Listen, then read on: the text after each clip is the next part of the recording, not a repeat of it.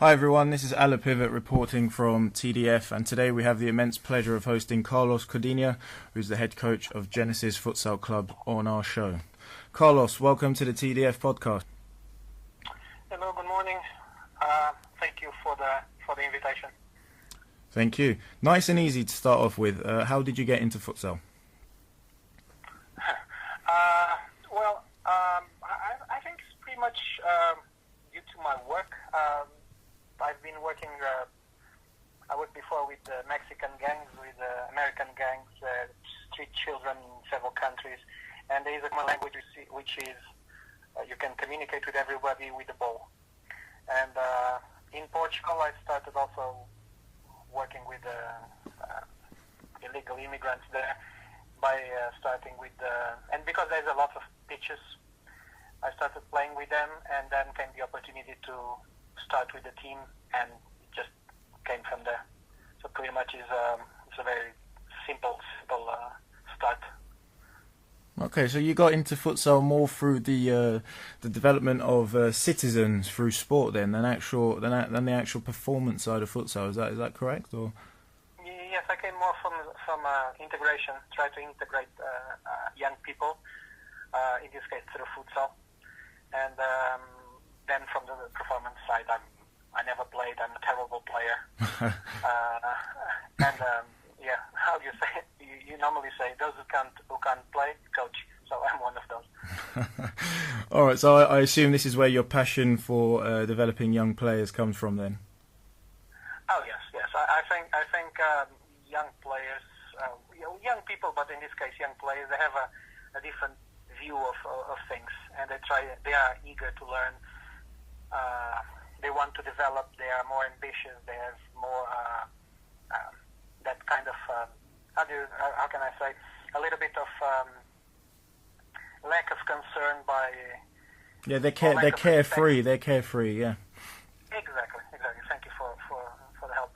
And I can actually give you an example. When I started in Genesis, we had some players there, and I had to be faced with many of those. Arguments. I played, I was a champion here, and I won this and that, and got to a point when you have to say, look, that was many years and many stones away. Now you're fat, you're old, and you have to learn to live with it. And I think young players, when you correct them and you try to teach them something new, they learn that that's the way of dealing with things. So yeah, I have a definite preference for developing young players. Good. And one of the, Max Skillman, obviously, a young England international who's your player at Genesis. I'm a fan of. I've been lucky to train with him in the England development squad on numerous occasions. And obviously someone you helped nurture and who's firmly in the England senior squad now. He's getting very good minutes. In my opinion, he was the man of the match in the opening game against Malta. Tell us how you, Trevor, and the team at Genesis have helped him become an England international, and what advice would you give to coaches in the UK that think they may have a future England international in their hands? Well, let me start by Max. Max, first of all, is a naturally talented player. He is athletic, he is extremely intelligent, and one of the things I really I have a great respect for him because of that. He's extremely humble. So he's an English international, and he goes to the training sessions as a normal player. He doesn't boast. He's just humble, and he's a good colleague to everybody. Actually, I believe it's my personal opinion that he'll most likely become one of the best, if not the best, England players in the future because he's just 19. Mm-hmm. So and he's already playing at this level. So I think what we did in Genesis, that we do in general, and this is a little bit of our philosophy, is give every young player the chance to develop at their own rhythm. Mm-hmm.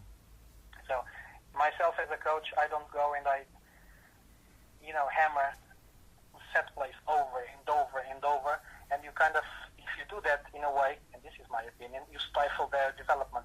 Mm-hmm. So I think with Max and with others, that was what we tried to do, is develop at your own rhythm. We will protect you, because we need to protect them in many aspects.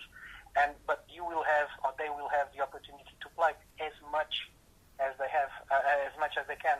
Mm-hmm. Even there's no games that someone can't play. If you're in the team, you have to be able to play every single match. So, and I think that helps a lot with their confidence, their development. And Max is a very good example of how well, he started with us in 2013, and now we are in 2017. He's still with us, and he is now the amazing player he is. And I also believe, as you said, he was probably the best yesterday in the pitch. You also asked what. So I mean, obviously, some people in the futsal community they believe they may have potential future England players or future England internationals in their hands, and they're young and they need nurturing. What advice would you give to coaches in the UK that think they may have a future England international in their hands? What advice would you give? That's a tricky question, because the first answer that comes to my mind is that they have to be patient. Because as it is organized now, it's a bit difficult to try to bring any player and to send him to the national teams, basically then. So if they believe they can be an English talent, I think they must be very patient in their own club and manage in the best possible way, so that when they have that opportunity, they might be able to prove that their talent. I don't know if I'm making sense. Yeah, you are making sense. Yeah. Cool. And on the similar subject, I mean, Max obviously being picked for an England squad quite regularly now. One of your players, Jamie Scheuer, got chosen to represent the England under-23s. But at the same time, although there are Genesis representatives within the England setup, you've also been quite frustrated about the England squad selection in the past, and you've been very vocal about this. What is it that frustrates you about their recruitment process, despite having at the moment 2 Genesis representatives? Although Jamie, it's only his first time that he's been to the camp this time around. But what is it that frustrates you about their recruitment process? Let me try just to kind of straight a few things there, and because I was vocal, if you allow me just to put something in the conversation. Yeah, sure. The floor is yours, Carlos. I was very vocal in the beginning about the situation of the coach, which is Michael Skubala. Okay. When they asked me, I never had any issue to say that it wouldn't be my first choice, and I can actually say it because, well, he is an co-author of a book. I don't have the book in front of me now, but something like Futsal as a Way to Develop Footballers. And I believe that someone who has the highest responsibility in the national teams should be someone with just a futsal culture, 100% futsal culture. Okay. And I make an example. I gave this example. It's like having Karl Marx, who after writing the Communist Manifest, now becomes the CEO of a Fortune 500. Doesn't make much sense. But now that the man is the man, he was given the job role. He's now the national coach. I also believe that we now everyone in England, futsal, we must support him and must support the English team. Okay. So the time for discussion has finished now, and he is the man. And I think we all should push or help him to have the highest rate of success, because if he's successful, the team is successful and England develops. Absolutely. That was the first thing I wanted to say, because I was also vocal about that. Okay. On the other side, when you said about the other players, and I'll go back to Jamie in a moment. Yep. Yes, it is frustrating, because when they were called to the bench under 19 and under 23, we see a big number of Loughborough players. Okay. And we question that, because we should question. We are actors in this. We should question. We shouldn't just be quiet and speak behind people's back. So let's discuss this. And we question in the social media, because this is now how we communicate in the 21st century. So we question. And what made us more frustrated was when Trevor, our chairman, spoke with Ben Tadmore. And Ben mentioned 2 things. One of them was precisely about our George our goalkeeper George Dwight, whom we think should be called to these camps. And his argument was something like, well, George only plays well because he has a good team.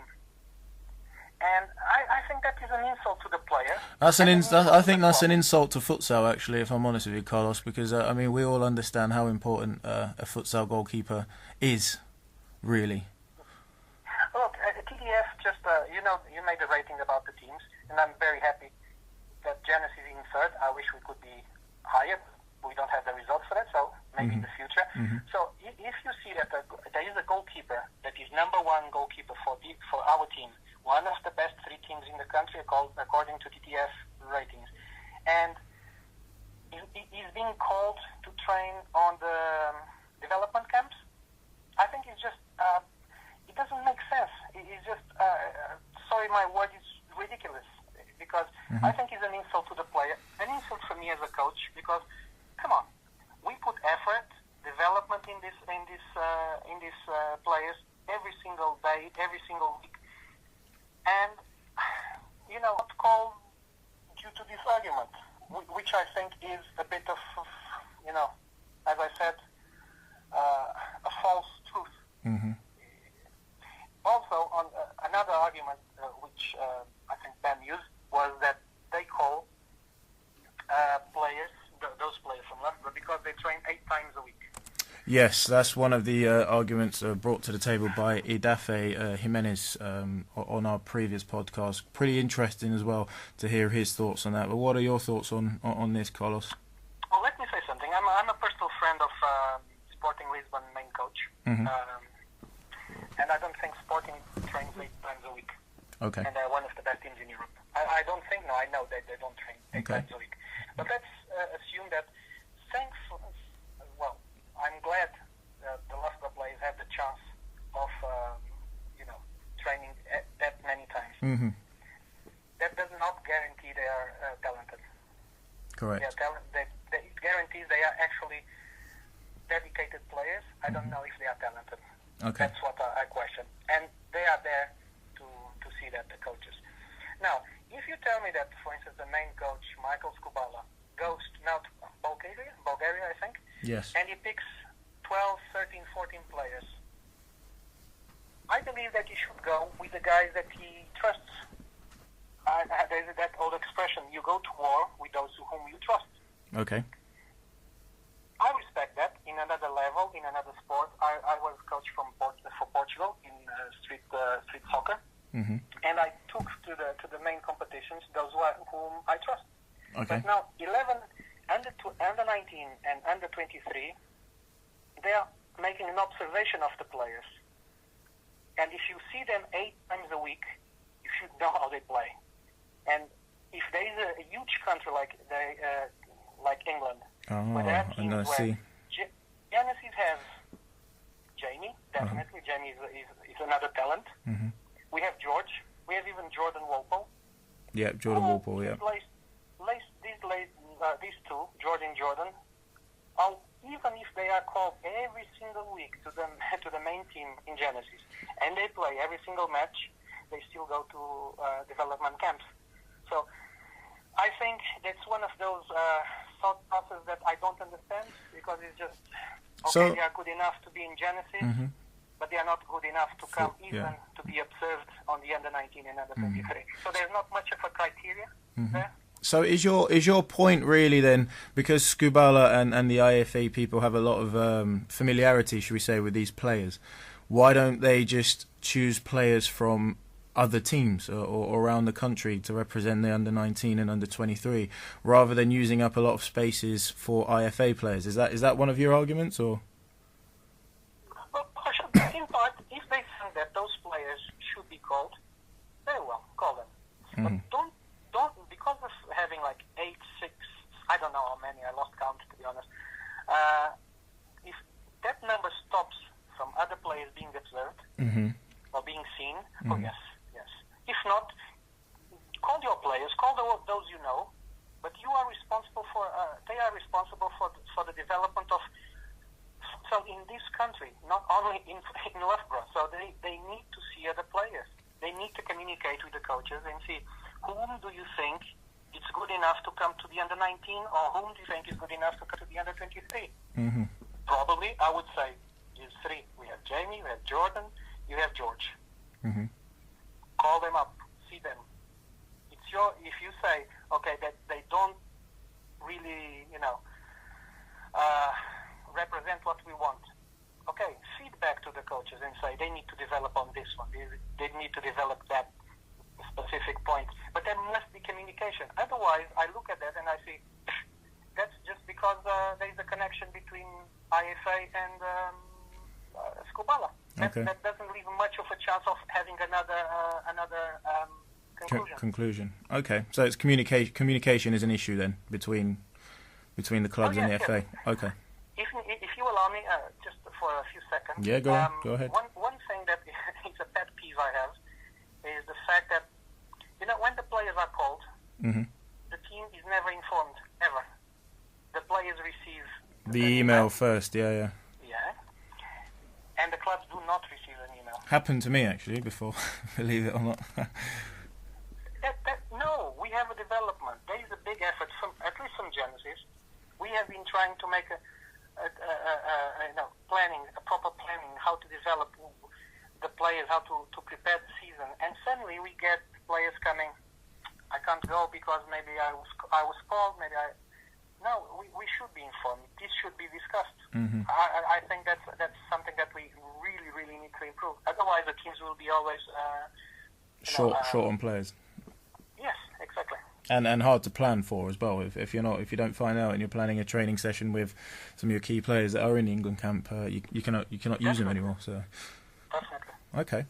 Well, that was very, very informative. Good to have your side of the argument. But on a slightly different note, Carlos, what are your thoughts about a potential Super League merge next year between the North and South? Personally, I think it's a good idea, to be honest. It is or it isn't? Sorry, I didn't hear you properly. It is. Okay. It is a good idea. Okay. I believe it's the right step forward. It's when you get to a point when you will have. I think they are talking about 10 teams. So if you have, let's assume 5 from the north, 5 from the south, there will be a biggest concentration of talent in those teams. In theory, yeah, correct. Yeah. In theory, yes, in theory. We are talking in theory. This in theory will probably raise the level and competitiveness of the league. Sure. And it will push forward for a higher level of the teams. Mm-hmm. Because let's be honest, when we see there was a score this year, something like 23 to, I don't know. Helvetia against London United was 22-1. Yeah. If that's what you're referring to in the Super League, then yes, it was. Exactly. Yeah. I know there was some issues there with the availability of some players, but that does not speak very well about the first league in England. It doesn't. You're correct.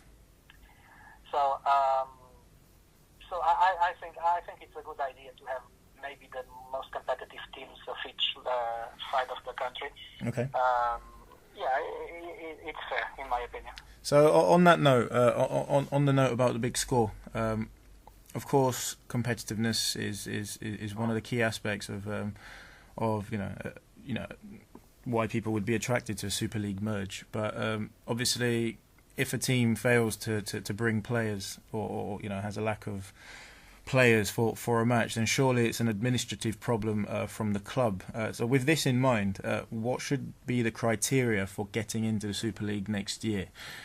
Give me 4 or 5 if you want, or whatever the criteria you think clubs must meet. The first one I will mention is precisely the competitiveness. Okay.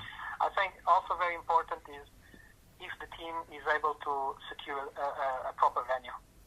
Okay, but that is a bit of a challenge in the UK, Carlos. I'm sure you're aware. So I mean, when you mean a proper venue, you mean that fits the minimal requirements? Because if that's the case, then you're going to have possibly four London teams playing in either Copper Box or Leighton, because you don't really have many other facilities other than that. If you see what I mean.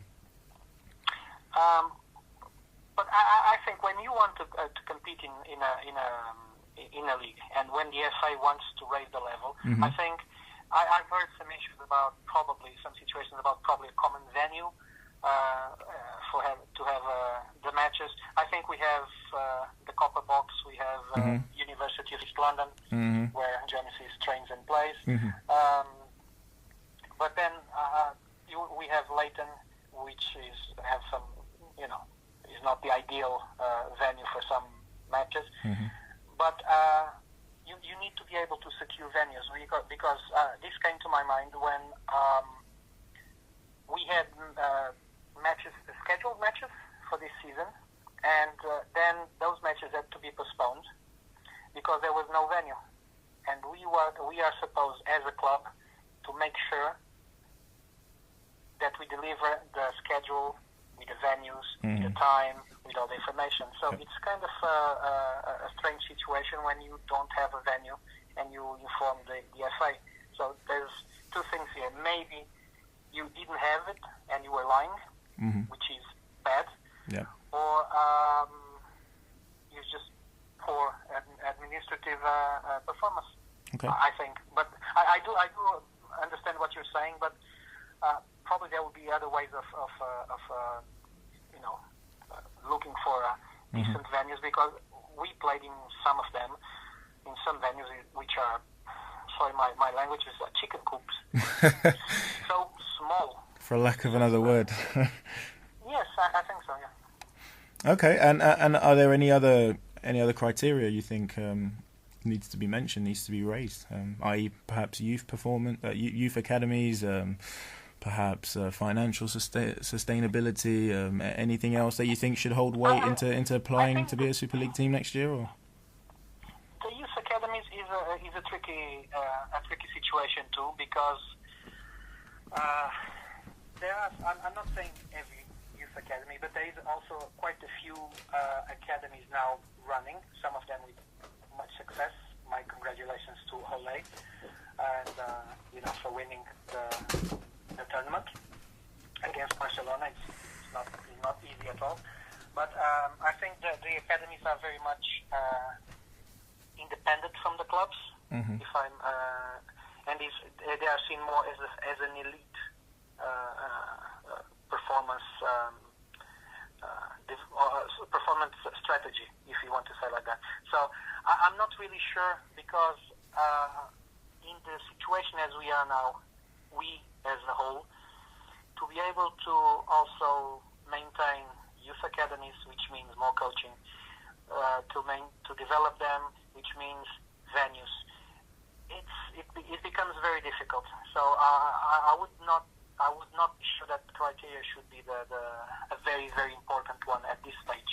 Okay. Maybe later, but at this stage, there is something we need to work on. Maybe by making, networking with the academies, making a certain agreement that we can work together. But at this point, as it is, I have my doubts that should be a main criteria.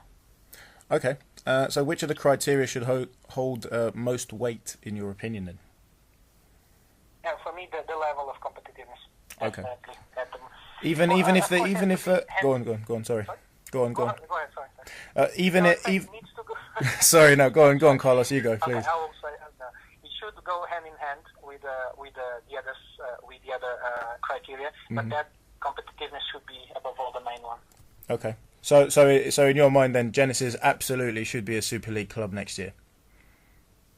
Oh, in my opinion. Yeah. My personal opinion. And it's not biased if you say it. I mean, you are currently second in the Super League South. No, I mean, if you look back 2-3 years, right, and you see which teams have maintained, and I mean just the teams that are more, the traditional teams, which have in the last 2-3 years maintained the same level of development and competitiveness, and I would probably say Genesis, Helvetia, Baku, Oxford, with all these problems that had this last year. But I think they're going to be. I think Oxford are going to be stronger in the second half of the season now. I think possibly than they were in the first half of this season. Well, I hope, because Enrique is a great coach. He is, what he's doing, and he was faced with very difficult circumstances. Problems, yes, circumstances. But that's beyond this conversation now. But and you see that Bristol is making a very fantastic project down there in Bristol. Yes, by the way. exactly. Their captain should be seen at the end of 23, by the way. That's my opinion. But you see these teams that maintain constant development and constant level of competitiveness. They should be considered more than the others. Makes sense. Yes. My opinion. No, it's good. It's sound. Finally, you are Portuguese, and you were introduced to the sport of futsal in Portugal. And though it's quite a broad and general question, Carlos, what do you think futsal in the UK can learn from futsal in Portugal? Because obviously they're light years ahead. They have the best player in the world, Codinha, at this moment, and they've obviously got a professional leagues with big followings. So what can we learn from them? There was a thing that kind of, and I'm only going to give this example, because I don't want to be partial. Okay. But there's one thing it made me, small details, the attention to small details. For instance, when you go and you go to any venue, and then for a match you have to carry all your bags, all your clothes. You have to carry your balls because there's no place for the teams to have the changing room just for them. There are quite a few venues, probably Oxford, Birmingham, they always have the space for the teams. But I think the attention to small details, okay, for instance, which gives a bit more seriousness to the game. Well, it looks more professional, you mean, yeah? Yes, that's a way of saying. Looking more professional. You don't need to be professional to look and behave as professionally, correct. And there is some situations that could be almost like jokes, what was happening. I think if there is a lesson to take from Portugal and from any other league or professional league, is to be more professional, to be more demanding. And if the teams can't cope, what can I say? Their choice. If you have a commitment to be in the Super League, and if you choose to be in the Super League, you have to abide by those rules. And we are constantly excusing. I saw there was a team this year that played with T-shirts. With T-shirts, wow. Cotton T-shirts. Wow. And right in the beginning, and that game in Portugal would never ever be allowed to start. Because there was not even numbers on the T-shirt. So that goes back to your comment about looking professional, even if we're not professionals. Exactly. That's precisely the point. So I think if those very small things, start to be, taken care of, everything just goes into, the wheels start moving forward. But that's my opinion again. Okay, that's a very, very good point, because if the FA ever wish to commercialise the Super League, it needs to be as professional as possible. It's never going to be on TV or even on FA TV or even online. If you see teams wearing different colour shorts amongst their own players and cotton T-shirts, so you're absolutely right. And absolutely. And any final comments, Carlos? Anything you wish to say that wasn't addressed here and that you think is worth talking about, discussing, or mentioning? Well, there's one thing I actually link to this part of what we learn from other countries. Okay. And this is something that it happened to me recently. We had an eventful match against Helvetia. At a certain point, I decided to write a letter to some responsible people in charge of refereeing. And I was very honest with myself. I gave my opinion, and with my opinion, I even waited a few days so I wouldn't be, upset or anything. And I recognized that we lost the game because we didn't perform well. But in general, there were some things I wish the refereeing could be better. Okay. And the reply that I had from one of the persons was very, very dry, it's almost like there was one expression I was lashed out. And I think when we are in certain positions, we need to be able to, receive the criticism and what we can apply, and be humble to admit it. Mm-hmm. You know, that's my opinion. And when we have, I had this situation in many other places I was, and as a coach, and I can actually remember one situation where in Portugal my under-16s became national champions, and we had to leave the venue with the protection of the riot police.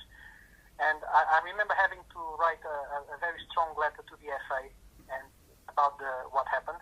Mm-hmm. And I remember also that the reply was, yes, that's true, we need to improve this or that, and we'll work on this for the future.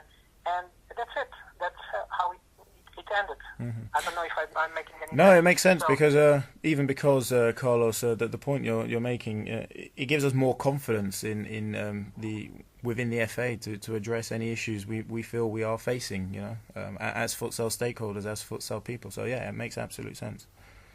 I think we need from both the teams, we need to be more demanding with ourselves, mm-hmm. but also from the FA, we should be able to say, politely, we should make sense. We should not be just like shouting and Correct, yeah. swearing. Correct. But if you make a point, you should feel that point is taken in consideration and not just discarded and kind of receiving a lash out by someone. But that's just a final thought. And to be honest, having futsal and development of futsal in England always in consideration. Yeah. Okay. Perfect. And guys, that was Carlos Codinha from Genesis. Please make sure you tune in to the remaining England matches in the preliminaries for the Euros. Follow Max Skillman, who's an influential player, not only in Genesis but in the England national team. Make sure you give Genesis Futsal Club a like on Facebook and Twitter. Come down to their games if you can.